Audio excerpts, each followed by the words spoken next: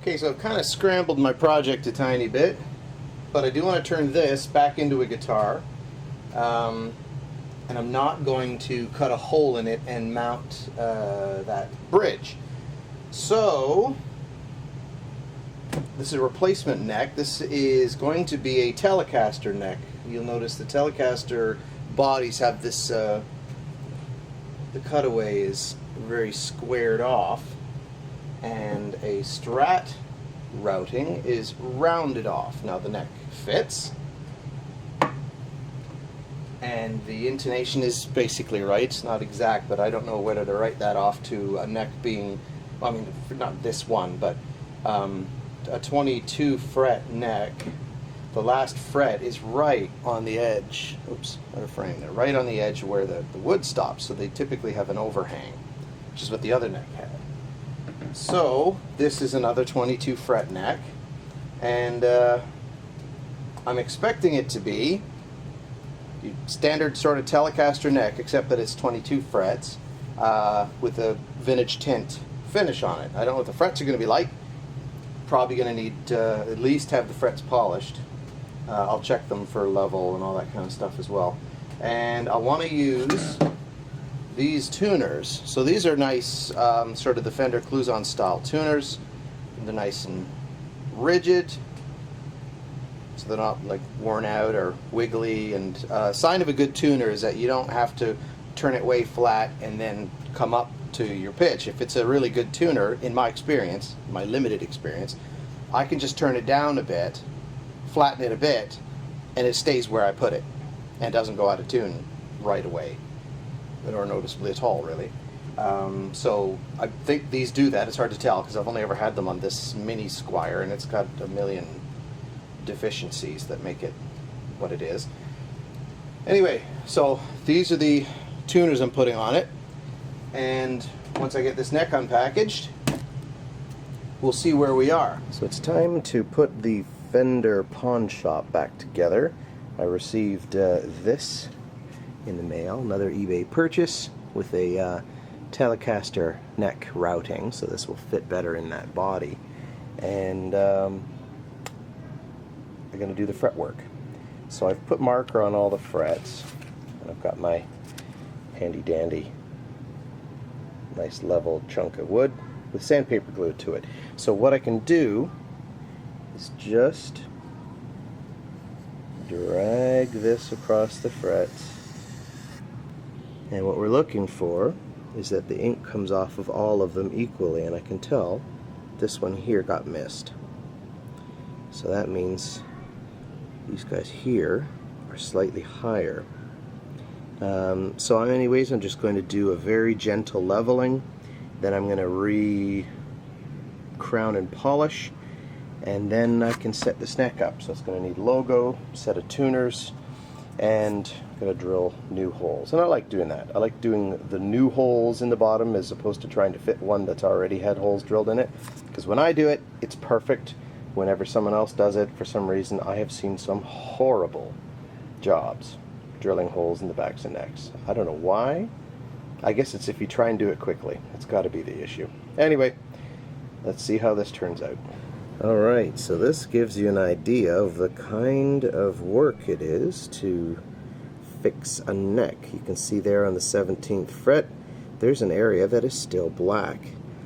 It also has a little crack in the finish right there, which means they had already varnished this neck before they put the frets in it, and maybe that's normal, but when they hammered this fret in, they just hit it too hard in that spot, and it cracked the finish and dented the fret down. So I mean, I still haven't hit that with sandpaper, and look how much metal I've taken off the shoulder of that fret. So I've still got more sanding to do.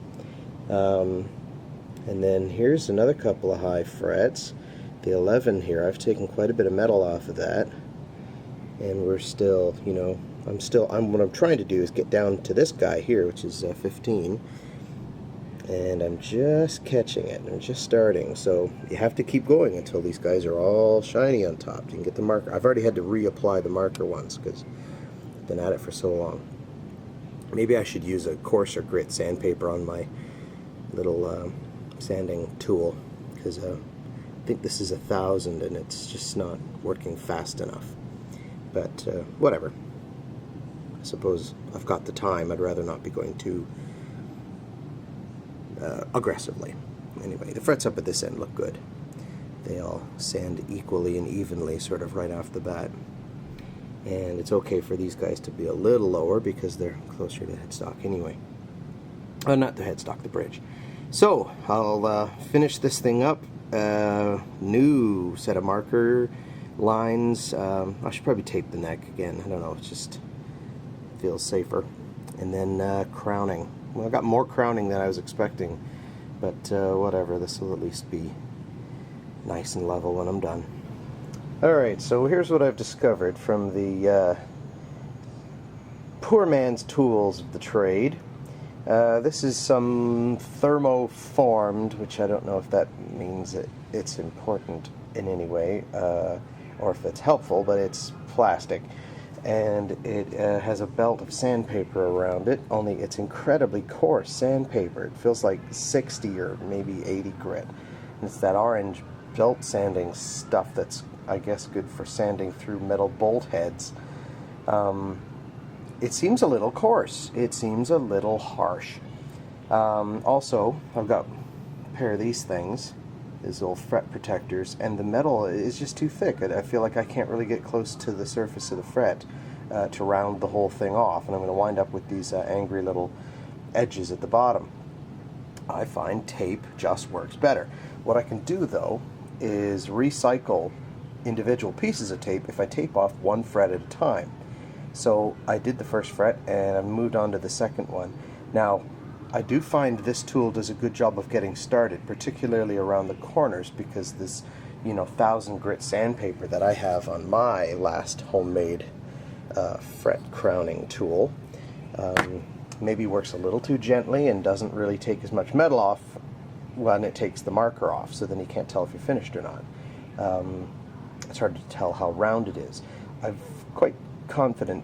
am quite confident that this thing is making them round, so what I'm doing is a combination of both. I start with this tool, and you get very obvious scratch lines, just huge grooves and scratches, and then I finish with this one. So here's like sort of fret 2 of the job, and I've got a decent crown on this one, so I'm going to carry on like this for the rest of the neck, and then we'll hit it with the polish, and we can call it done.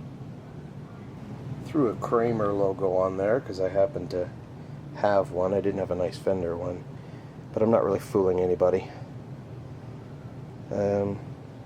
Frets turned out nice. Glow. They're so shiny.